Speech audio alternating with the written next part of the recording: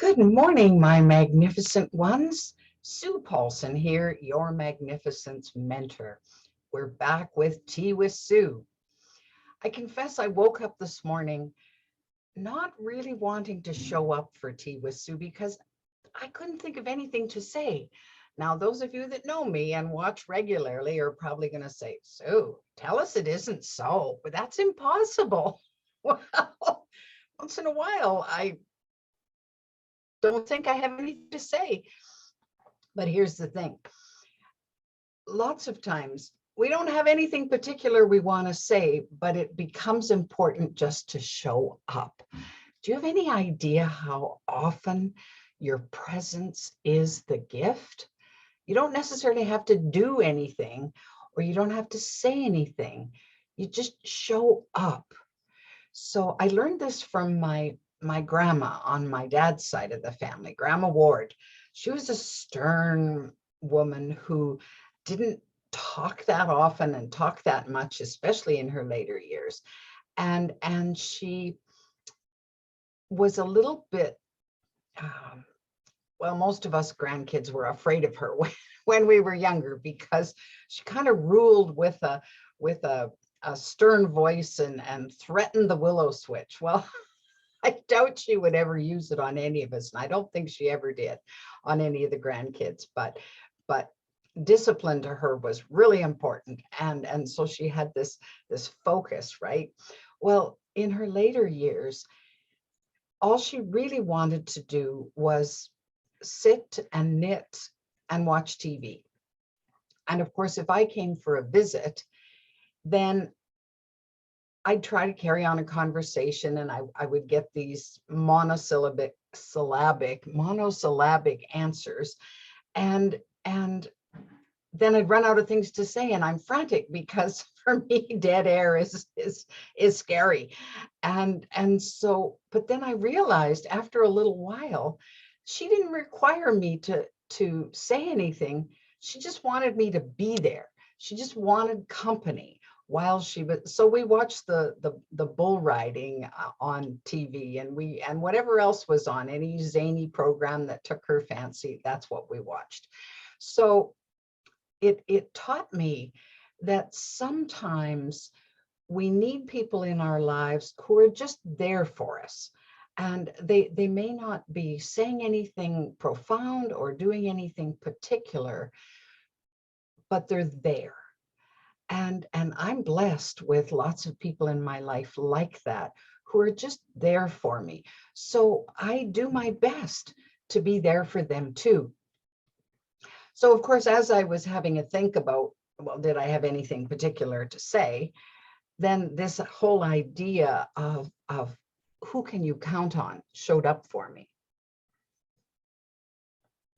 I expect it was a little divine intervention. Oh, come on, Sue. Here's a topic. Thank you.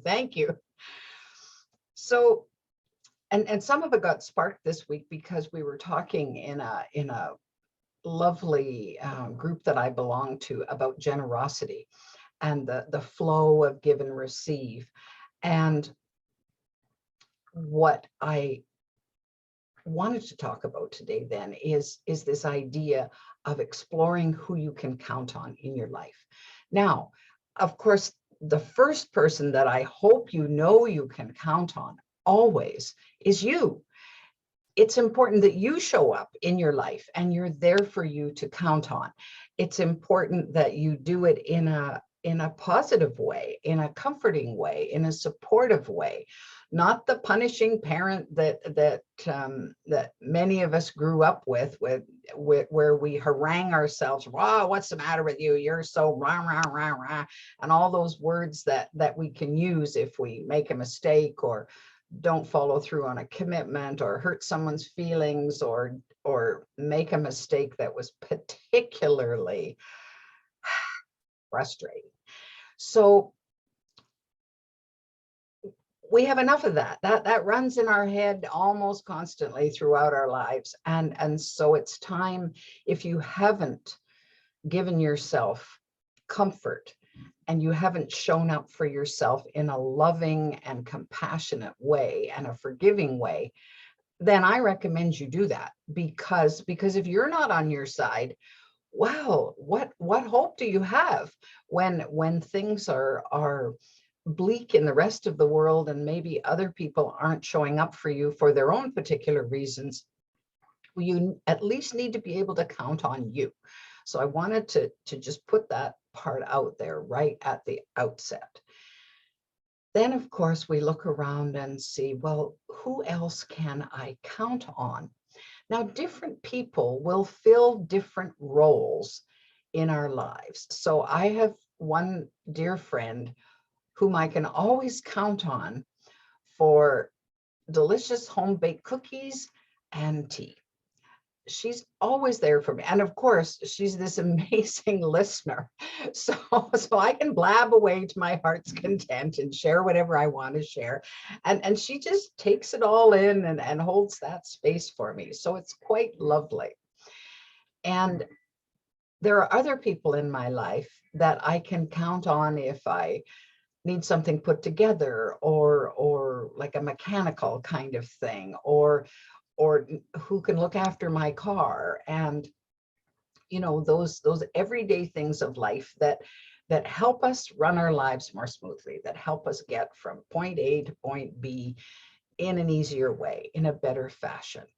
So it's important, I think, to realize, as part of this who can I count on, that we can't count on everybody for everything in our lives, that there are certain talents, certain desires, certain leanings that people have, that we know that will work, and other things they don't want to participate, they don't want to be good at that, or they don't want to engage in that.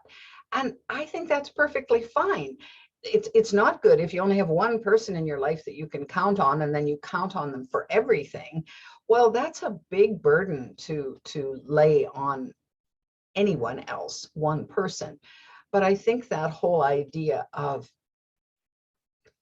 spreading that around, of saying, well, do I need more than me just today? And if I do, then who's out there? Well, of course, just asking for support is a huge challenge for most people. I know it has been for me for most of my life. I grew up fiercely independent, and I wanted to do it myself. And it wasn't that I couldn't do it. It was that I wanted to do it myself. And so it took some time and some life experience for me to say, wait a minute, yeah, I could do that myself. I don't want to. Who else can help me with that, can support me in that? And then I'd start asking. Now, when we start asking for help, that's a pretty vulnerable place for us to be, especially if we've been fiercely independent. But the funny thing is, other people don't look at it the way we look at it. I might look at it as, oh, well, there's something wrong with me that I have to ask for help, or, well, I can't even do it myself, and now I have to get help. It's not about that. In the other person's eyes, especially if you've been supporting and giving to them, they want to help. They're delighted that you ask. Yes, I can help you with that. And, or even if they can't and were willing to, at least you know that if they had been in a position to, they would have supported you. They would have helped you. Or maybe they know somebody as well. I'm tied up right now, but I know somebody who can help you with that. So that's how this whole process works. That's how living in community makes a difference for every person who's part of that community, whether it's just your own family community, or I'm blessed with an extended family. I keep adopting people because I figure I have lots of capacity for love. And so bring it on. If there's other people who want to connect with me that I can support, and then there's an opportunity then for them to support me at some point, well, that's all good. And that cooperative and collaborative kind of connection just makes life so much easier for all concerned. And I think that's where we're headed. I think we've come to the end of the road when it comes to the whole competition thing.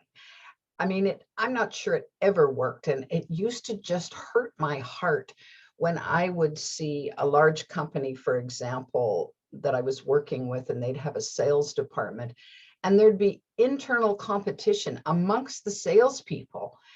And I'm going, I think that's counterproductive to the goals of the company and the goals of the individuals.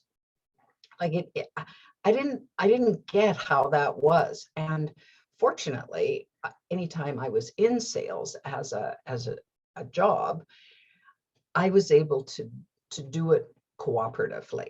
If one of my fellow salespeople helped me out, I'd help them out, or if I helped them out, they'd return the favor.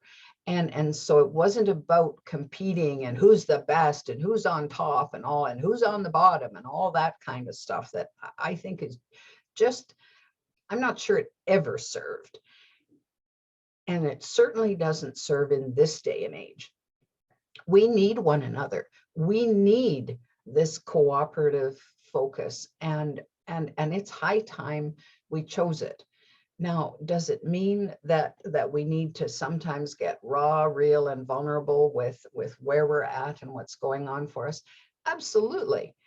And that's hard because when we open ourselves up to other people, then there's a chance that it won't work the way we had hoped, that we might get hurt, or we might get shamed or blamed, or I mean, there's all of that kind of thing. But selectively, you can open up to people that you've built a level of trust with. And of course, trust builds because we start with the little things, right? We okay, can I trust them with this? Yes, I can. Can I trust them to keep their word, to keep their commitment, to keep me informed, all of those kinds of things? And as the trust builds, you realize, whoa, yes, I can be vulnerable, more vulnerable with this person than I was before, because there's a level of safety and a level of trust. So that's really important in the whole equation as we seek people that we can count on, and those people that we hope can count on us as well, so that it's a mutual thing going on. Now, there's some people in my life that who can't reciprocate in maybe the same way that I'm able to contribute to them or give to them. And that's okay, because I have lots of other people who can. And so that's fine. Then I do what I can to share and support them and wherever they're at.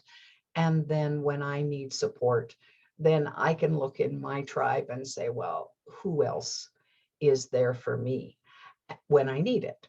And of course, ultimately, if there's nobody else around, it's a long weekend and everybody's gone off camping, and I have no one to phone or talk to or engage with, well, I still have me. I still have me that I can say, okay, Sue, what fun things are we going to do together? So I take me, myself, and I, and off we go, and just enjoy ourselves. So and I'm grateful. I'm fortunate and I'm grateful that I'm really quite happy with my own company. Not forever, but for a period of time, I'm very happy with me and just being by myself. So I can be endlessly amused, and life is good. So that's a growth step that not everybody can say. I know people who do not like to spend even 5 minutes by themselves. They're always looking to be out and about and doing and so on, because they're not comfortable in their own skin and in their own company. But I'm blessed to be that way. So yeah, so that's what I wanted to share with you today. It's nothing earth-shaking, and yet maybe there's a seed in there that's been planted that will help make a difference. as you look at those in your life and appreciate them for the fact that they show up for you, whether it's just to send a quick text and say, was just thinking about you, hope you have a great day, or they're, you just know that they're in the background sending you positive vibes for whatever you're going through. So count those people in your life, including yourself, that you can count on, and send them many, many blessings and much gratitude, because it just makes our lives much, much richer. If you're enjoying Tea with Sue, I'm going to invite you, as I always do, to subscribe to my channel. Please send in some likes to help boost my ratings. And you can always get more Tea with Sue on my app, The Magnificence Mentor. It's a free download from from Google Play or your Apple Store. And in the meantime, have a glorious weekend. It's a long weekend here in Edmonton. I think we're celebrating the Queen's birthday, Queen Victoria, from many, many years ago.